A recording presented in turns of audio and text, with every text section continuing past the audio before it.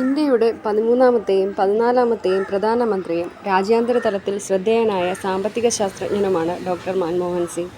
India വിഭജനത്തിനു മുൻപ് ഇപ്പോഴത്തെ പാകിസ്ഥാനിലെ പഞ്ചാബ് പ്രവിശ്യയിലെ ഗായയിൽ 1932 സെപ്റ്റംബർ 26 ജനിച്ചു.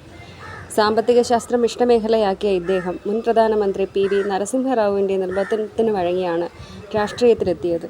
ഒടുവിൽ 2004 മെയ് 22 ഇന്ത്യയുടെ പ്രധാനമന്ത്രിയായി. സിഖ് മതസ്ഥനായ ആദ്യ പ്രധാനമന്ത്രിയും ഇദ്ദേഹമാണ്.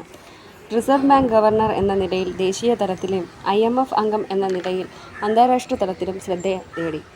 1991 ഇന്ത്യൻ സാമ്പത്തിക പരിഷ്കരണങ്ങളുടെ ആവിഷ്കർത്താവ് എന്ന നിലയിലും അറിയപ്പെട്ടു. 2009 പൊതുതിരഞ്ഞെടുപ്പിൽ വീണ്ടും പ്രധാനമന്ത്രിയായി അധികാരത്തിലെത്തി. 2010 ടൈം മാഗസിനിൽ ലോകത്തിൽ ഏറ്റവും കൂടുതൽ സ്വാധീനമുള്ള 100 ആളുകളിൽ ഒരാളായി ഇദ്ദേഹത്തെ തിരഞ്ഞെടുത്തിരുന്നു.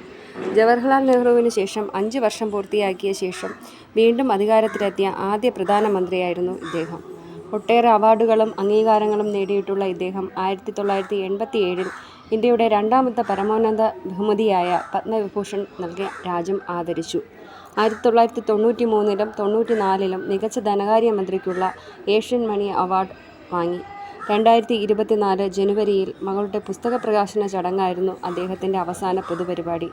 2024 ഏപ്രിലിൽ രാജ്യസഭയിൽ നിന്നും വിരമിച്ചു. 2024 ഡിസംബർ 26 രാത്രി 10 മണിക്ക് ഈ ലോകത്തു നിന്നും അദ്ദേഹം വിടവാങ്ങി. പ്രണാമം.